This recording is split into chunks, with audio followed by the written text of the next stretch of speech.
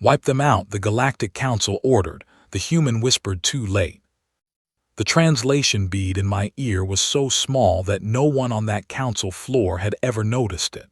I had worn it for 3 years. I had smiled through 600 diplomatic sessions with it pressed against my ear canal, listening to every word that was never meant for me.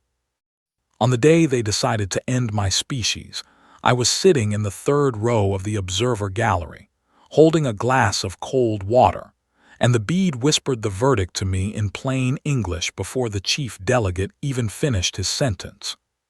40 planetary cycles. That was how long they gave us. 40 cycles, roughly 4 Earth years, enough time to make it look natural. Reactor failures, crop collapse, atmospheric drift, a cascade of disasters that no single species would question too loudly. They had done it before. I knew that even before Delegate Heron of the Celari finished reading the motion aloud. I knew it because I had spent 3 years sitting in that gallery, listening to things no human was supposed to understand. My name is Commander Sira Voss. I was 37 years old when the Galactic Council voted to eliminate the human race, and I did not stand up, did not raise my hand, did not make a single sound. I took a slow sip of water and set the glass back on the ledge with both hands perfectly steady. The chamber was extraordinary. I will not pretend otherwise. 700 feet of curved amber crystal, ringed by 12 delegation platforms that floated at different heights like notes on a musical scale. The lighting was bioluminescent, soft and blue, coming from organisms that had lived in the ceiling for longer than human civilization had existed. It was the most beautiful room I had ever sat in. It was also the room where my species was just handed a death sentence. Delegate Heron spoke for another 4 minutes after the vote passed. The motion carried 10-2. Delegate Sewell of the Ethany voted against it, along with one other delegate whose translation I could not catch. Heron thanked the council for its clarity and its courage. He used the word courage. I filed that word away the way I filed everything away, in a part of my mind that never stopped working, never stopped counting. There were 6 other human observers in the gallery with me. They spoke no galactic standard. They were there for appearances, part of the symbolic gesture the council had made 3 years ago when they invited humanity to send delegates as a sign of openness. None of them had translation beads. None of them heard a word of what had just been decided. I looked at my colleague, Lieutenant Warren Cole, sitting 2 seats to my left. He was watching the sealing organism's pulse with mild scientific interest. He had no idea. He would have no idea until I told him, and I was not going to tell him here. I pressed my right thumb against the inside of my left wrist. It was a small motion, a nervous gesture if anyone was watching. What it actually did was send a single compressed signal along a frequency that the council had never bothered to scan because they did not believe human technology operated on it. The signal contained 4 characters. It was a confirmation code. It meant the vote had passed. Somewhere across council space, people who had been waiting for that signal began to move. I sat in the gallery for another 30 minutes while the council moved on to other business. Trade agreements, boundary disputes, the usual rhythms of galactic bureaucracy. I listened to all of it. I took mental notes on 2 items that seemed useful. Then the session ended, the delegates rose, the bioluminescent ceiling dimmed slightly as if exhaling, and I stood with everyone else and walked out in a calm, orderly line. Warren caught up to me in the corridor, all long legs and cheerful curiosity. He was 26 and had been with the diplomatic corps for 8 months and believed very sincerely that the council was a force for good in the galaxy. I had believed the same thing once. "Anything interesting?" he asked. "Trade boundary arguments," I said. "Nothing you missed." He nodded and started talking about the sealing organisms and whether they were sentient. I let him talk. I made the right noises. Inside, I was already somewhere else entirely, running timelines, checking sequences, calculating how many hours we had before the council's first implementation step would be filed with its enforcement division. We had a lot to do. We had, in fact, already done most of it. That is the part no one outside a very small circle understood. The council thought they were beginning something when that vote passed. They thought Directive Null 7 was the start of a process. It was not. It was the signal that an entirely different process, one they knew nothing about, had just entered its final phase. I had pressed my thumb to my wrist and sent a confirmation code. What that code unlocked was 11 years of preparation. 11 years of quiet, careful, patient work by people who had given everything they had to make sure that, when this moment came, humanity would already be 3 moves ahead. The Council had 40 cycles to end us. We had used 11 years to make sure 40 cycles was not nearly enough. The corridor outside the chamber smelled like recycled air and something faintly mineral, the way all space stations did. Warren was still talking. I was already thinking about a woman named Dr. Claire Henning, who was at that moment living among the Vreth on the far side of Council space, and about a man named Oliver Page, who was inside the Council's own financial network, and about dozens of others like them, scattered and invisible and ready. I thought about what Delegate Heron had called courage. I almost smiled. I caught it before it reached my face. The corridor cameras were council-operated. I kept my expression mild and ordinary all the way back to the human quarters, and then I closed the door and sat on the edge of my bunk and allowed myself exactly 90 seconds of the kind of fear that lives behind your sternum and makes it hard to breathe. Then I stood up, opened my mission log, and got to work. 40 cycles. They had given us 40 cycles.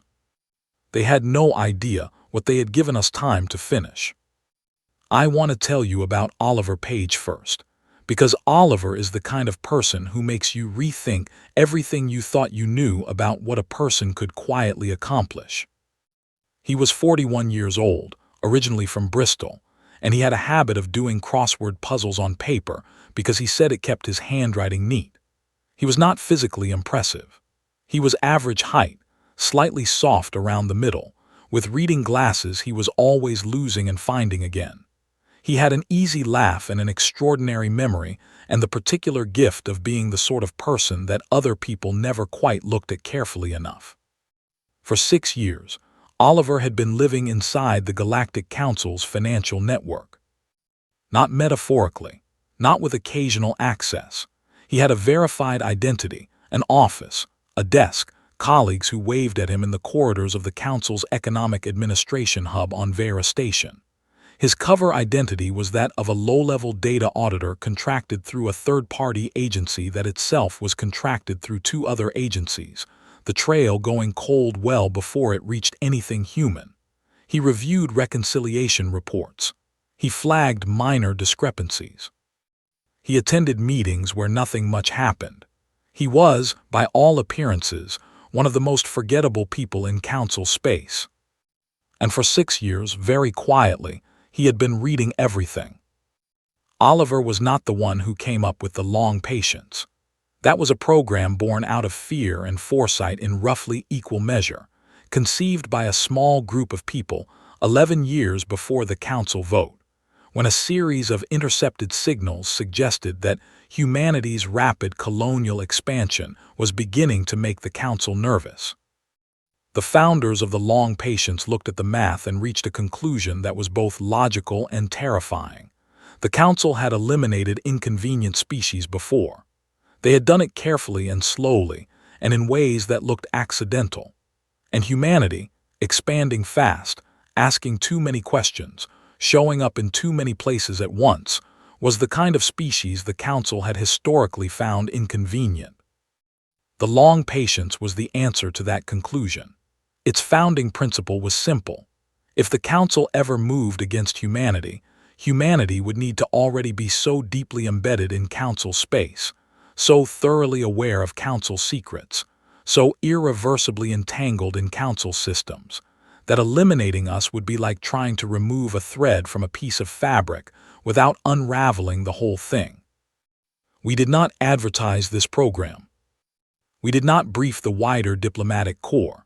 We selected people with exceptional patience, exceptional skill, and an exceptional ability to be boring on purpose, and we sent them out into the galaxy with long covers and longer instructions. Oliver was one of them. Claire Henning was another. There were 31 people in the network when the vote passed, scattered across 14 council worlds and 7 council stations.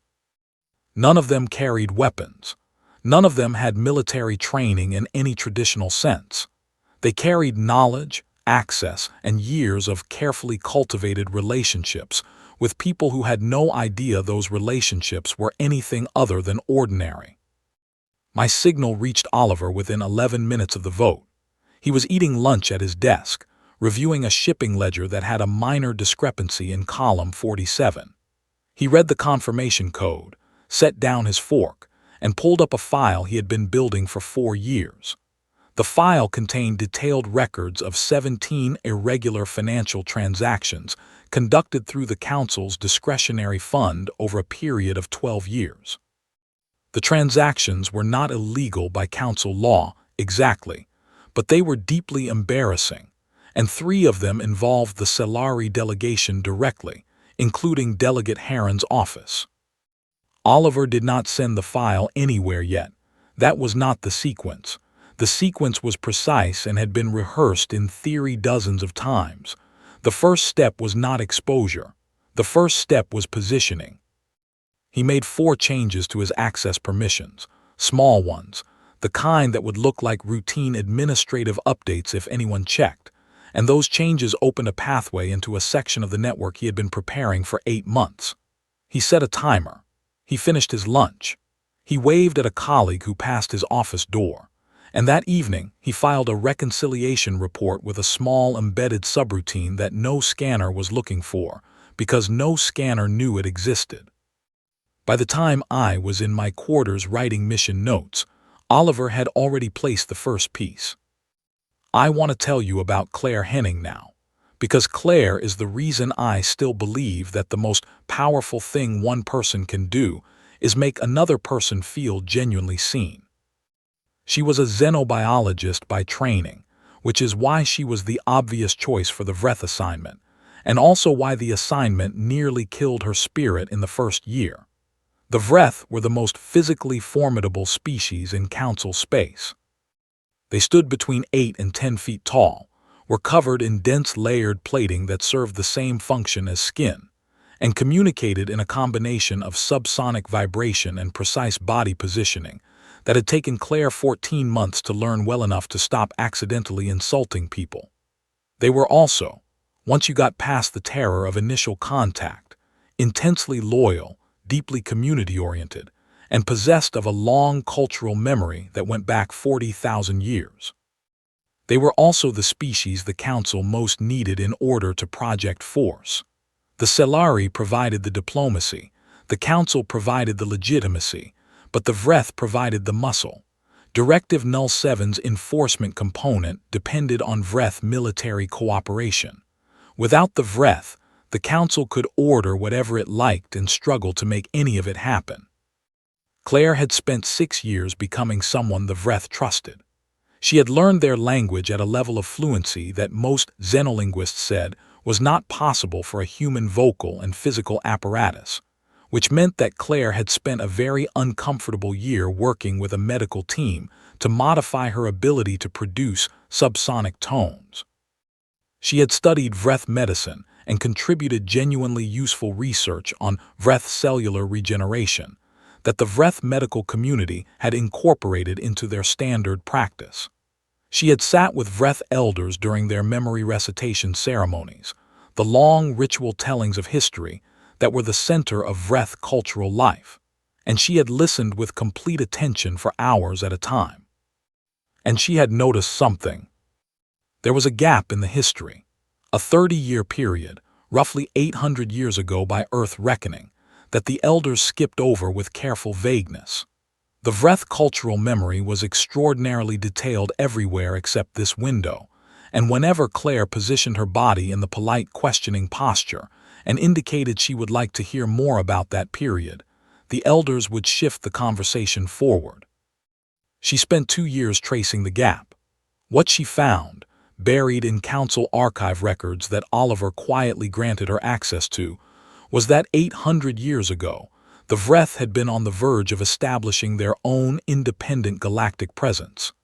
They had been expanding, forming alliances, becoming the kind of species that would have been a genuine counterbalance to council authority. And then they had experienced a catastrophic internal conflict that had set them back 3 centuries, leaving them diminished and dependent on council support to rebuild. The conflict had not been internal. It had been quietly provoked, sustained, and ultimately engineered by the council's predecessor body, using exactly the same methods that were now being deployed against humanity.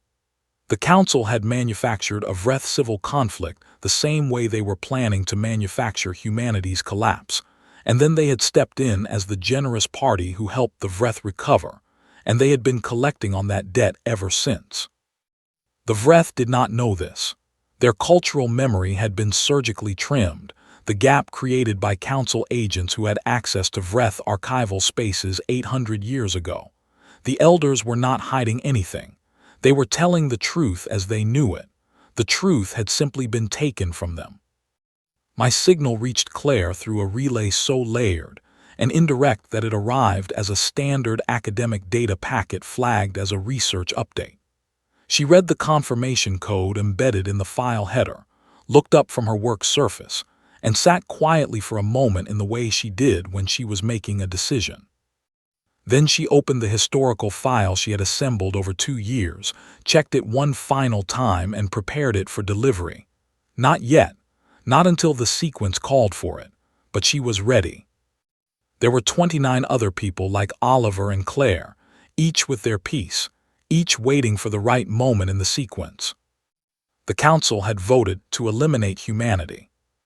They had no idea that for 11 years, humanity had been living in the walls of their house.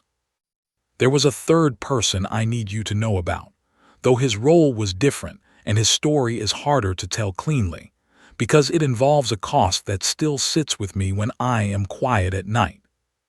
His name was Peter Aldridge. He was a communications technician, 29 years old, from a small town in New Zealand that he talked about constantly and lovingly. He had been embedded on a council relay station for 3 years when the council's internal security division began conducting a routine sweep of unusual signal patterns. The sweep was not looking for the long patient specifically. It was not looking for anything specific. It was the kind of broad, automated security review that large bureaucracies conducted to feel like they were doing their jobs. Peter's signal patterns were too clean. That was the problem. He was so careful that the absence of noise stood out as its own kind of anomaly. The sweep flagged his communications profile. A security officer reviewed it, and then things moved quickly in the wrong direction. We lost Peter 8 years before the vote. We lost another operative named Diane Ford 6 months after Peter, when the council tightened its signal screening protocols in response to whatever they thought they had found. They did not know what they had found. They did not know the long patience existed. They thought they had caught 2 low-level data thieves of unclear affiliation. Peter and Diane never told them anything. They went through every form of council interrogation and gave nothing. The council eventually concluded they had been independent actors with no larger network and released them to a detention facility on the Outer Rim. I know this because the long patients had eyes in that facility too. Peter and Diane were alive. They were not free, but they were alive. One of the final steps in the sequence after the main action was complete was their extraction. I am telling you this so you understand what the long patience actually cost. It was not a bloodless chess game. It was 11 years of people living double lives in alien space, carrying impossible secrets, taking unthinkable risks for a species that mostly did not know they were doing it. Peter had given up 8 years of his life.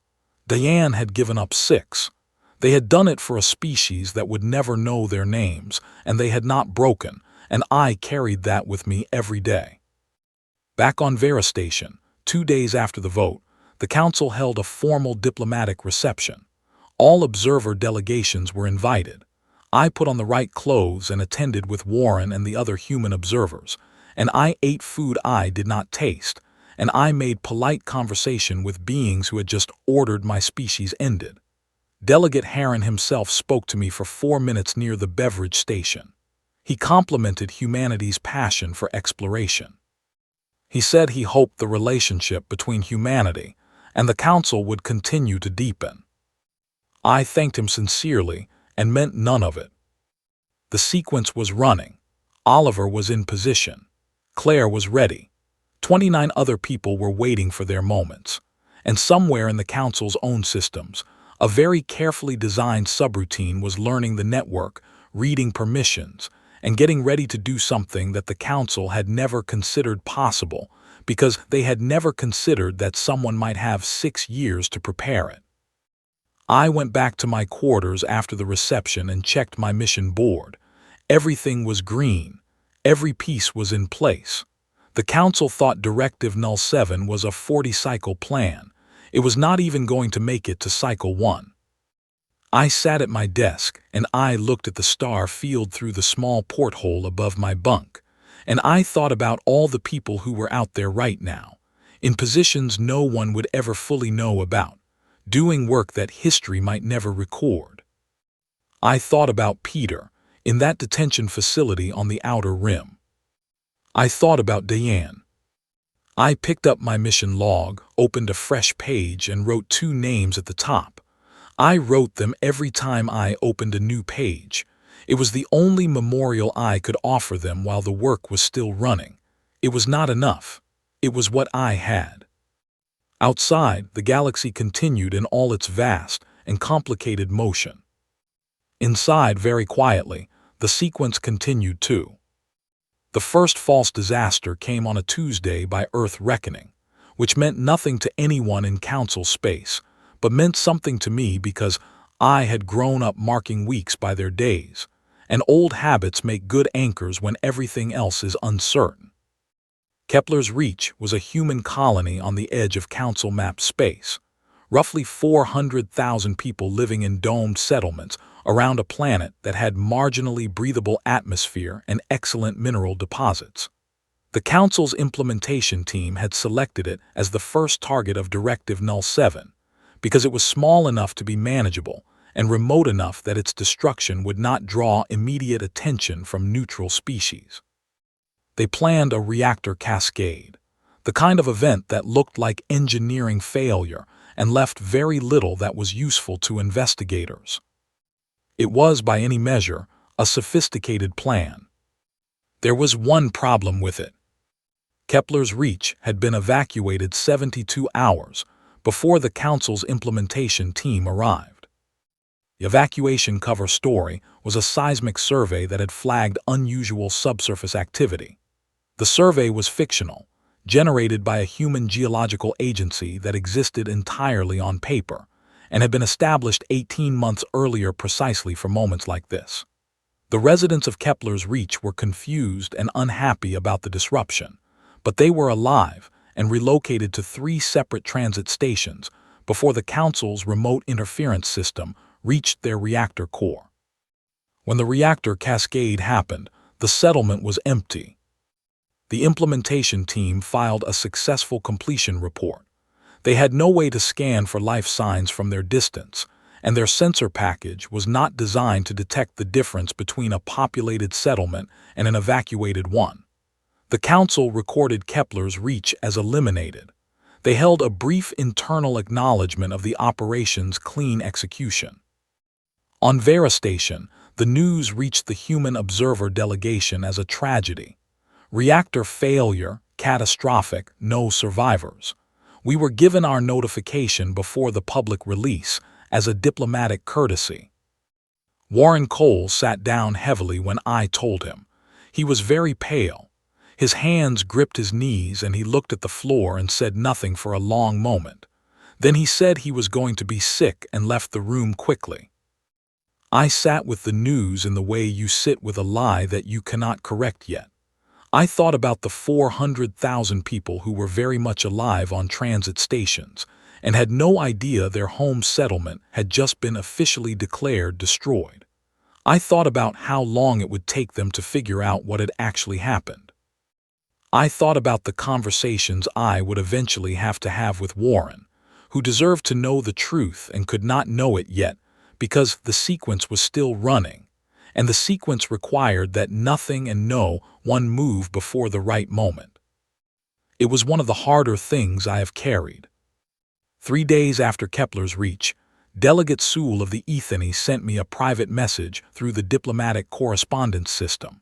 It was technically addressed to the Human Observer Delegation regarding the loss of the Kepler colony, a formal condolence, the kind of thing that all observer delegations received from council delegates on such occasions. But it was 12 words longer than standard protocol. The 12 extra words, arranged in a specific pattern in the third paragraph, formed a phrase in Old Ethany dialect that translated roughly as, "I voted no, and I would speak with you if you would speak with me." I read it 3 times. Then I ran it through 2 separate analytical checks to make sure I was reading it correctly and not imposing meaning that was not there. It was there. Delegate Sewell had voted against Directive Null 7. Delegate Sewell was reaching out to me. The question was whether that reach was genuine or whether it was a council trap designed to see whether the human delegation understood what had been decided and what was being done. I spent a full day thinking about this. I ran probability assessments in my head the way I had learned to do over years of intelligence work, weighting the variables, testing each possibility. What did the council gain if this was a trap? They would confirm that I had a translation bead and understood galactic standard, which was valuable intelligence but not operationally critical since the sequence was already running and the vote was already recorded. What did they lose if Sewell was genuine and I rejected the approach? They lost a potential avenue for early warning about the long patience. I decided it was not a trap. I decided this primarily because the 12 extra words were in Old Ethany dialect, which was not a language widely studied even by galactic standard scholars, and which would have been an extraordinarily complicated choice for a trap when simpler signals would have worked equally well. Whoever wrote those words wanted to be sure that only someone very specifically prepared would understand them. I replied to Sewell's message in the standard diplomatic format, formally thanking the Ethany delegation for their condolences. My reply was 11 words longer than standard protocol. In the 11th extra word, buried in the sentence structure, was a single Ethany character that meant simply, yes. 2 days later, Sewell and I had a meeting that was officially about cultural exchange programming. Sewell was not what I had expected. I had seen the delegate in the chamber and at diplomatic functions and had formed an impression of careful, controlled formality. In the small conference room, with no other delegates present and both of us aware that we were potentially making an enormous mistake, Sewell was something else entirely. Direct, almost painfully honest. The kind of honesty that costs something to produce. The Ethany were a long-lived species, slow to reach conclusions but extremely difficult to move once conclusions were reached. Sewell had been on the council for 60 of their years, which was the rough equivalent of 40 human years of continuous service. In that time, Sewell said, the vote on Directive Null 7 was the clearest example of something the delegate had been watching build for decades. The council was afraid, not politically afraid, not afraid in the normal way that institutions grow cautious when their authority is challenged, genuinely afraid at the level of species instinct of what humanity represented. We expanded too fast. We adapted too readily. We formed relationships across species lines with a naturalness that the council found unsettling, because the council's own model of interspecies relations was built on careful management of distance and hierarchy, and humanity kept casually ignoring both without seeming to notice that we were doing it. Sewell said, "You are not the first species they have voted against in this way." I said, "I know." Sewell looked at me for a moment in the way the Ethany did when they were recalibrating, their secondary eyelids drawing halfway closed. Then the delegate said, "How much do you know?"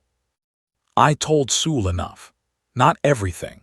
Enough to make clear that the long patience existed without giving specific details that would be dangerous to share in a room that might be monitored despite our precautions. Sewell listened with the complete, motionless attention of someone who had spent 6 decades learning to hear what was not being said as clearly as what was. When I finished, Sewell said, "What do you need from me?" I said, "Nothing yet. When the time comes, I will tell you what would help. Until then, keep your normal patterns. Vote as you would vote. Do not change anything." Sewell agreed. We talked for another 20 minutes about cultural exchange programming, because the room was almost certainly logged, and then we ended the meeting and walked out in different directions, and I went back to my quarters and sat for a very long time thinking about the particular courage it takes to vote no when everyone else votes yes. It was the same courage, I thought, that Peter Aldridge had shown for 8 years in a detention facility on the Outer Rim. I opened my mission log. I was not supposed to record details of contact with council delegates. I wrote 3 words at the top of the page. Sewell voted no. Then I closed the log and looked at the star field through my porthole and watched a supply hauler drift past on its way to the station's lower docking ring. While I sat there, Oliver Page was in his office, reviewing reconciliation reports and looking completely ordinary, and the subroutine he had embedded in the council's network 2 days earlier had now successfully mapped 73% of the financial administration system's internal structure. While I sat there, Claire Henning was sitting with Elder Merritt of the Vreth, participating in a memory recitation ceremony, and in her bag in a sealed data case was the complete historical record she had assembled over 2 years, and she was waiting, still waiting, because it was not yet time. The council issued a second implementation directive 3 days later. This one targeted a different colony, larger, further in. They expected to reach it in roughly 18 council standard days. We had already been there. The colony received a visit from an agricultural inspection team 2 weeks prior, the inspection team being 3 long patience operatives who had spent 4 days very quietly briefing the colony's infrastructure team on a new emergency protocol. The colony administration thought the protocol was a new human government safety measure. It was actually a detailed evacuation plan that could be activated with 6 hours' notice. I sent the activation code the day the council filed its second implementation directive. 2 things happened on the same day, 2 weeks into Directive Null 7. The first was that the council's second target was evacuated without incident, the cover story being a fuel supply contamination warning. The second was that Warren Cole knocked on my door at night and came in and sat across from me and said, very quietly, "Something is wrong with the way these disasters are happening." Warren was 26 and had been in the diplomatic corps for 8 months and believed very sincerely in the council. But he was also exceptionally sharp, and he had been paying close attention since Kepler's reach, and he had been running numbers in his head that were not adding up. I looked at him for a moment. Then I said, "Close the door." And I told him. Warren sat without moving for most of it. By the time I was done, he had the expression of someone who had set down a very heavy object and was not sure yet whether the relief of putting it down was greater than the alarm of realizing how heavy it had been. He said, "How long?" I said, 11 years. He said, "And you knew when the vote passed?" I said, "I heard it as it happened." He said, "What do we do now?" I said, "We wait for the sequence to complete." I said, "When it does, you will understand why we waited." Warren nodded slowly. He asked about Kepler's reach. I told him everyone was safe. He let out a breath that he seemed to have been holding for 2 weeks. Then he sat up straighter and asked, "What can I do?" That was Warren. 26 years old, 8 months in the Corps, and the moment he understood what was actually happening, he did not panic and he did not fold. He asked what he could do. I gave him a task. It was a small one, monitoring the Council's public broadcast channels for specific phrases that would indicate the timing of their next implementation step. It was not the most critical task. It was the right task for where Warren was in all of this. But he took it seriously and he did it well. And 3 days later, he flagged something in the Council's public infrastructure reports that nobody had told him to look for, something that he had noticed on his own, and his flag turned out to be accurate. Warren Cole was going to be fine.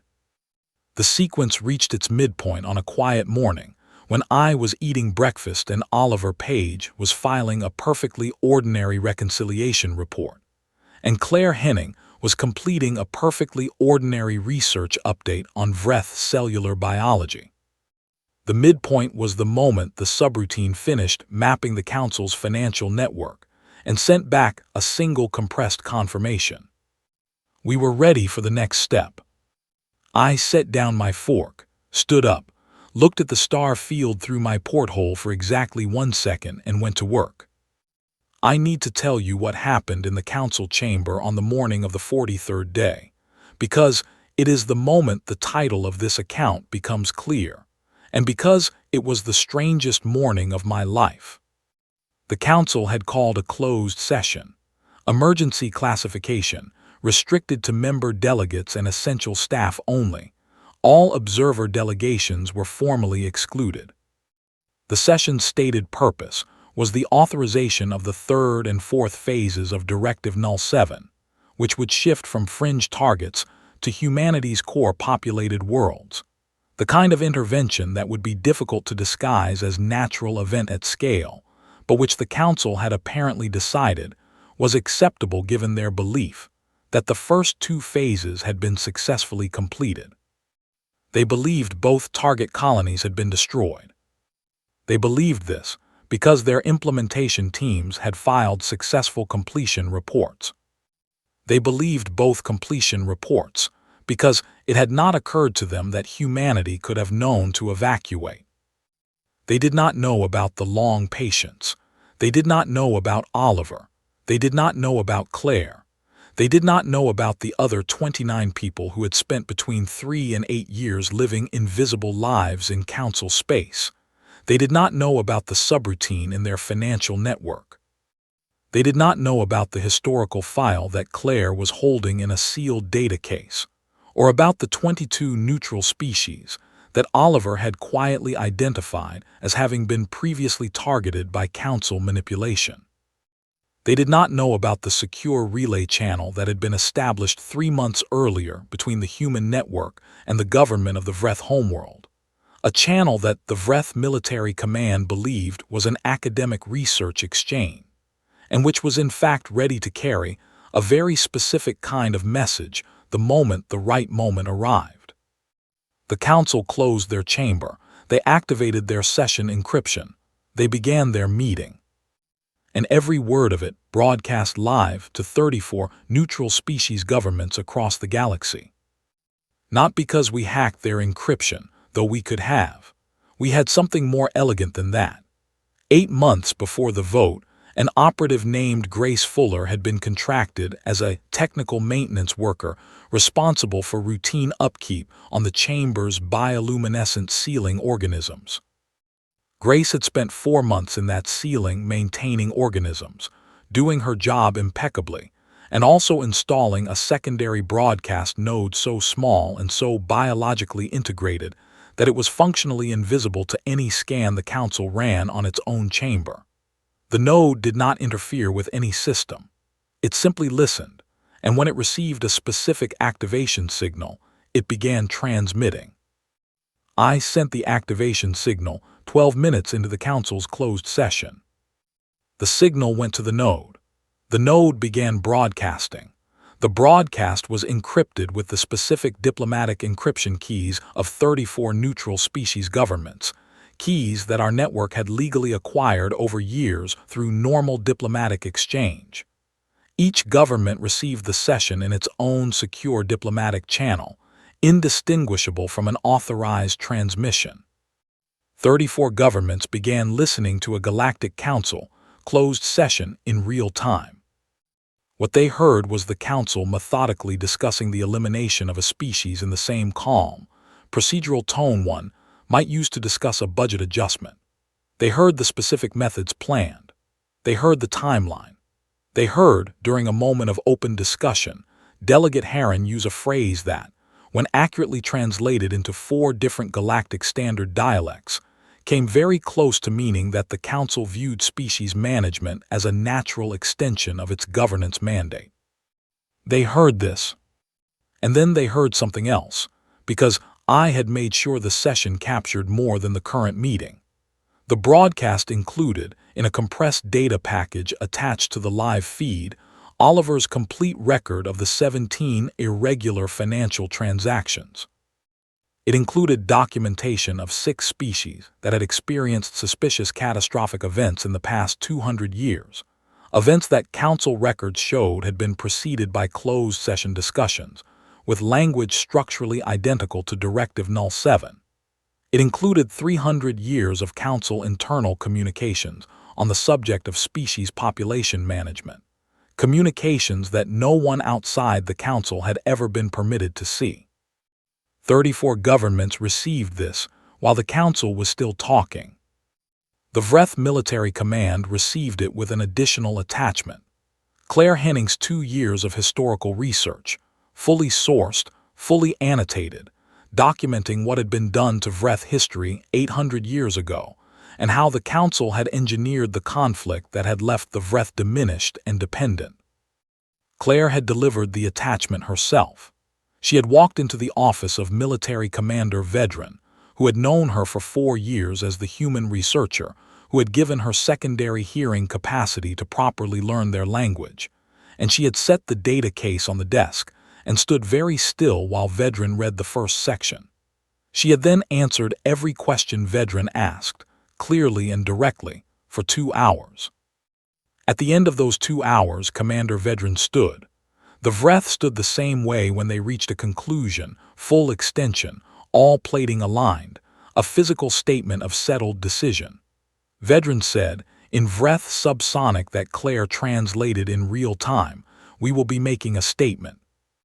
The statement came 4 hours after the Council's closed session was exposed. Commander Vedran broadcast from the Vreth homeworld, and the broadcast went to every species with a diplomatic signal receiver. It was short. It stated that the Vreth armed forces were withdrawing all cooperation from the Galactic Council, pending a complete review of Council conduct toward member and associate species.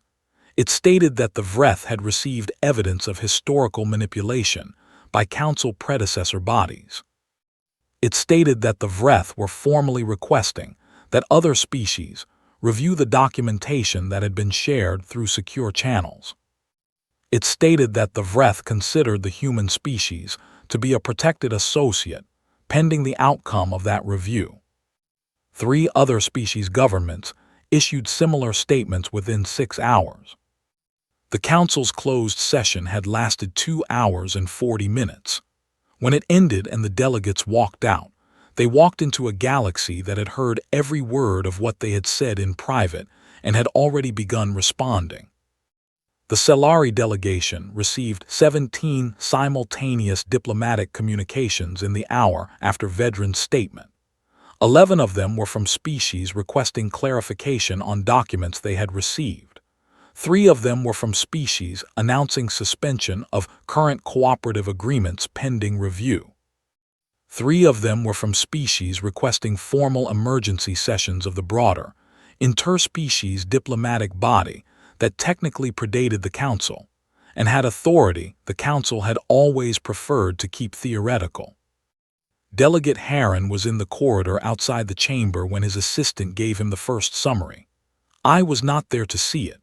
Warren was, because Warren had very quietly positioned himself in an apparently accidental spot near the Council staff corridor, and he told me about it later. He said Heron stood very still for a long moment. Then the delegate asked his assistant to read the summary again. Then Heron asked 3 questions about the Vreth statement. Then Heron said nothing for approximately 90 seconds, which Warren found remarkable because Heron was not a man who ever stopped talking for 90 consecutive seconds. Then Heron walked back toward the council chambers, and Warren walked the other direction, and Warren sent me a single-word message on our internal relay that said, "Working." Yes, it was working. I was in my quarters when I received Warren's message, and I was also on a communication line with Sewell, because Sewell had reached out the moment the session exposure became public, and I had taken the call immediately. Sewell's voice carried the quality I had started to recognize as the ethany equivalent of controlled urgency, a kind of vibratory tightening in their lower register. Sewell said, "They know the session was broadcast. They are trying to determine how. What do you need from me?" I said, "Right now, I need you to call for an emergency convening of the Pre-Council Interspecies Assembly, formally, using your standing as a senior delegate." Sewell was quiet for a moment. Then the delegate said, "That body has not been formally convened in over a century." I said, "I know." Sewell said, "They will know it was me." I said, "Yes." Another pause, then Sewell said, "Give me 40 minutes." It took 35. The Pre-Council Interspecies Assembly was technically the older and higher authority, predating the Galactic Council by 300 years, dormant for most of that time, because the Council had carefully made itself the default venue for all galactic governance. It had never been formally dissolved. It had simply been made irrelevant through the slow accumulation of Council authority. Its convening rules were still valid.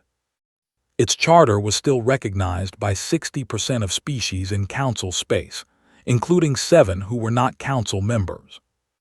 When Sewell filed the formal convening request, it triggered an automatic notification to every species in the recognized galactic community. The Council could not block it because they had never formally superseded it, only ignored it. The notification went out. 61 species received it. 44 of them confirmed attendance within 2 hours. The Galactic Council had not been dissolved. It had not been defeated. It had, between a closed session broadcast and a dormant assembly convening, been made into a minority voice in a room that was suddenly full of other voices, many of them very angry, and many of them holding documentation that the Council had never expected them to have.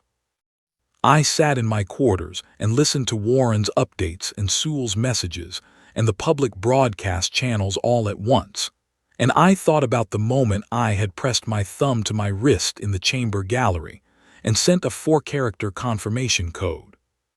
11 years of work, 31 people in the field, Peter Aldridge in a detention facility, Diane Ford in the same facility, Grace Fuller in a ceiling, Oliver Page in an office reading reconciliation reports, Claire Henning learning subsonic language and giving 2 years of her life to a historical record that had just cracked the most important military alliance in Council space. The Council had voted to eliminate humanity. They had not eliminated anything. They had, without knowing it, ended themselves. Not in fire, not in confrontation, in documentation, in timing, and in 11 years of very patient human beings being very boring in very important places. I allowed myself another 90 seconds of feeling something enormous and unnameable. Then I opened my mission board, checked the extraction status for the detention facility on the outer rim, confirmed that the team was in position and would move in 6 hours when the Council's enforcement capacity was fully occupied with managing the diplomatic collapse, and went back to work. Peter and Diane were coming home. There was still a great deal to do. 6 months later, I was standing in the same chamber. The bioluminescent ceiling organisms still pulsed with their slow blue light. The amber crystal walls still curved upward to that extraordinary height. The chamber still smelled of recycled air, and the particular mineral quality of space stations that had been pressurized for a very long time. It looked the same, everything else was different. The floating delegation platforms had been reconfigured. There were more of them now, and they were arranged differently, no longer in the tiered formation that had always placed the 12 council species at different heights above everyone else. Now they were arranged in a wide arc at the same level, 41 platforms, and more were being added as the weeks went on, and more species formally joined what was being called the Interspecies Compact. It was not the human name. The Vreth had proposed it, which seemed right. They had lost the most to the old arrangement. They had also moved fastest once they understood the truth, and Commander Vedran's voice had carried more weight in those first chaotic weeks than anyone else's. The compact bore some of the Vreth sensibility, which was thorough and unambiguous and did not believe in leaving important things vague. I was standing on the main floor because I did not have a platform. Humanity was not leading the compact. We had made that clear from the beginning, in every meeting and every negotiation and every conversation where someone suggested that we should, given what we had done and what we knew. We said no every time, and we meant it every time, and after a while people stopped suggesting it with surprise and started expecting it, which was perhaps the more important outcome. The Compact Charter was in the process of being ratified. It had taken 4 months to write, and it had been written by 11 species together, with human input at a working level but no human holding the lead pen. Sewell had chaired the drafting committee, which seemed right to me. Sewell had voted no in a room where voting no cost something real. That kind of clarity deserved a role in building what came next. I had contributed one thing to the charter, outside the normal drafting process. I had made a single request, delivered to Sewell in writing, which Sewell had brought to the full drafting committee without stating where it came from. The request was that the preamble of the Compact Charter include, by name, every person who had died or been detained in service of the Long Patience Program. There were 2 people who had died. Their names were Peter Aldridge and Diane Ford. Peter and Diane had been extracted from the Outer Rim Detention Facility 9 days after the Council session exposure, while the Council's enforcement capacity was occupied with 100 other crises simultaneously. The extraction team was 3 Long Patience operatives who had prepared the operation for 4 months and executed it in 40 minutes. Peter and Diane were brought to a human transit station and given full medical evaluation, and then, because neither of them asked to be kept in any kind of operational capacity, given tickets home. Peter went back to Bristol. He called me once, 3 months later, from what sounded like a very ordinary kitchen. He said he was learning to bake bread because it turned out that after 8 years of being someone else, making something simple with your hands was what he needed. He said his crossword puzzles were still on paper. He asked how things were going. I told him they were going well. He said good, and sounded like he meant it, and that was the last time we talked before the compact ratification, though I expected it would not be the last time we talked ever. Diane went back to her family in Edinburgh. She did not call. I sent her a message on the day the charter was signed, and she replied with 2 words, "About time." I took that as a reasonable assessment of the situation. The 2 people who had died were not operatives. They were residents of Kepler's Reach who had not been in the settlement during the evacuation because they were on a personal trip to another colony and their transit record had not been flagged in time. They came back to find their home declared destroyed and their official status listed as casualties of a reactor failure. They were alive, physically unhurt, but they had gone through several months of bureaucratic limbo in which they officially did not exist before the Long Patience Network was able to regularize their situation through channels that could not yet be explained publicly. I am telling you this with care because I want to be accurate about what the Long Patience cost. It cost 8 years of Peter's life and 6 of Diane's, and it cost those 2 people months of a particular kind of disorientation that does not have an easy name. It cost the 31 operatives the particular weight of carrying secrets of that magnitude for years. It cost me things I am still in the process of identifying. It did not cost anyone their life, which was not luck. It was the result of being extraordinarily careful for 11 years in ways that exhausted everyone involved. I stood on the compact chamber floor and watched Sewell sign the charter. The Ethany used a physical writing instrument, a choice Sewell had made deliberately because the pre-council assembly had always ratified documents with physical signature, and this was the pre-council assembly's child, in spirit if not in name, and some continuities were worth preserving. The pen Sewell used was Ethany made, long and slightly iridescent, and it moved across the charter surface with a sound like a very quiet bell. 40 other representatives signed after Sewell. I watched all of it. When the last signature was complete, the chamber did something it had apparently not done in over 300 years. Someone played an old Ethany recognition tone, the one that had traditionally marked the opening of a new governance era. It was a long, low sound, partly subsonic, the kind of tone that you felt in your chest more than heard with your ears, and it lasted for about 30 seconds, and by the end of it several delegates were very still in the particular way that beings get still when they are feeling something they cannot yet name. Warren Cole was beside me. He was crying, which he was slightly embarrassed about and which I thought was completely appropriate. He had spent 6 months learning Galactic Standard at a pace that had impressed even our language training team, and he now understood roughly 40% of what was said around him without a translation bead. He was going to be extraordinary at this work. I had already recommended him for a role in the Compact's new diplomatic liaison structure. He said quietly, "They actually did it." I said, "We actually did it." He looked at me, he said, "That is a big we." I said, "That is the only kind of we that matters."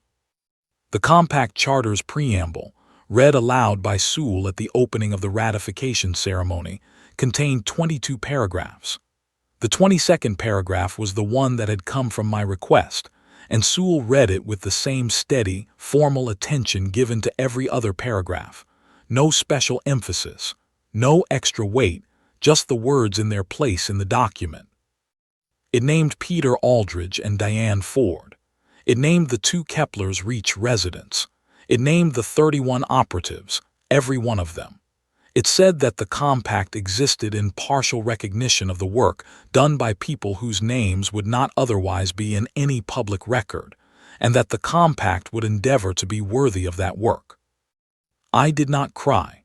I had cried exactly once since the council vote, alone in my quarters very late on the night of the extraction, when I confirmed that Peter and Diane were safely aboard the transit vessel and heading toward human space.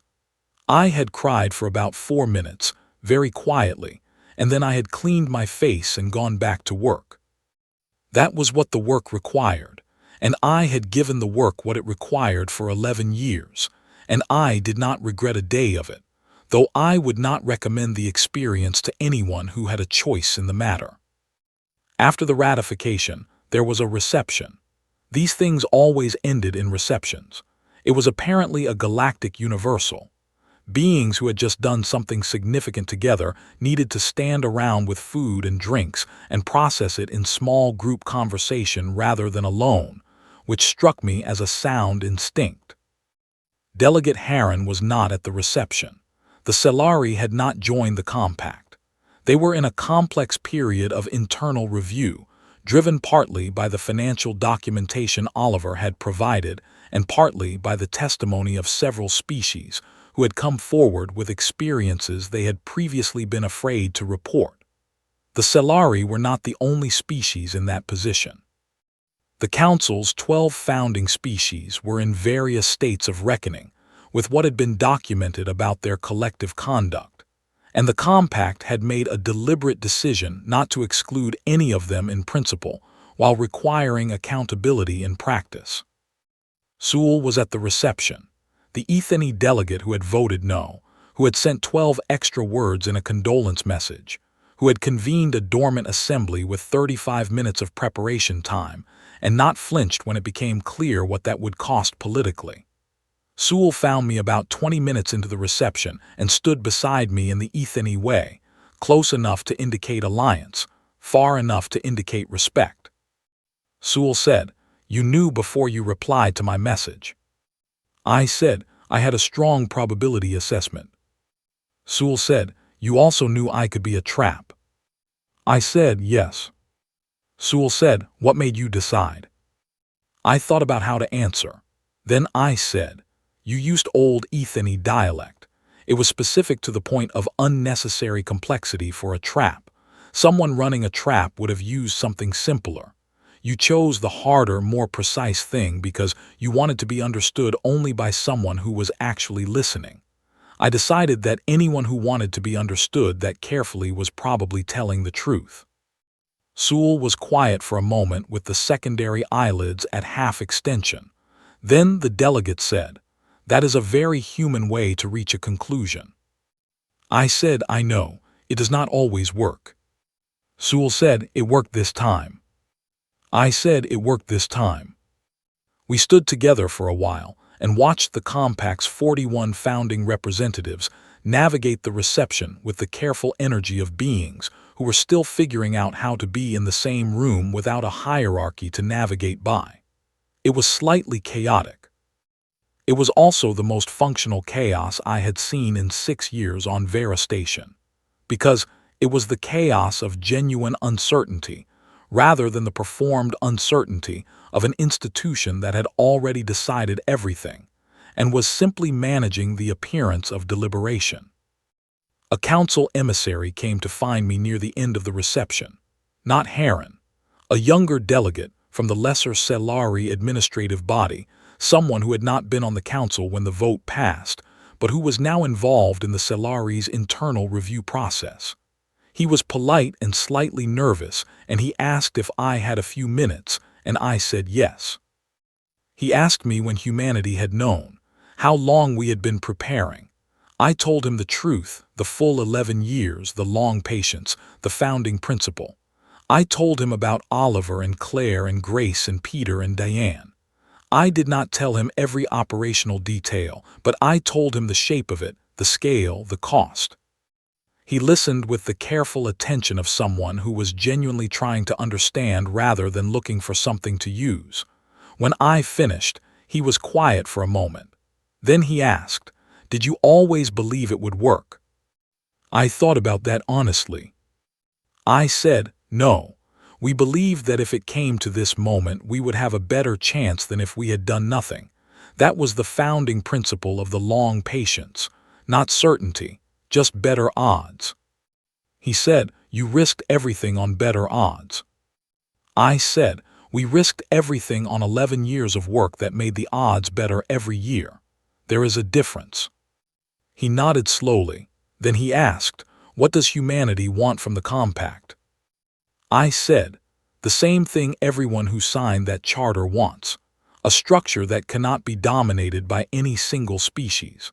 A process for resolving conflicts that does not depend on whoever has the most enforcement capacity. A guarantee that what was done to the Vreth 800 years ago and what was planned for us cannot be done to anyone again." He said, "That is a very ambitious want." I said, "Yes."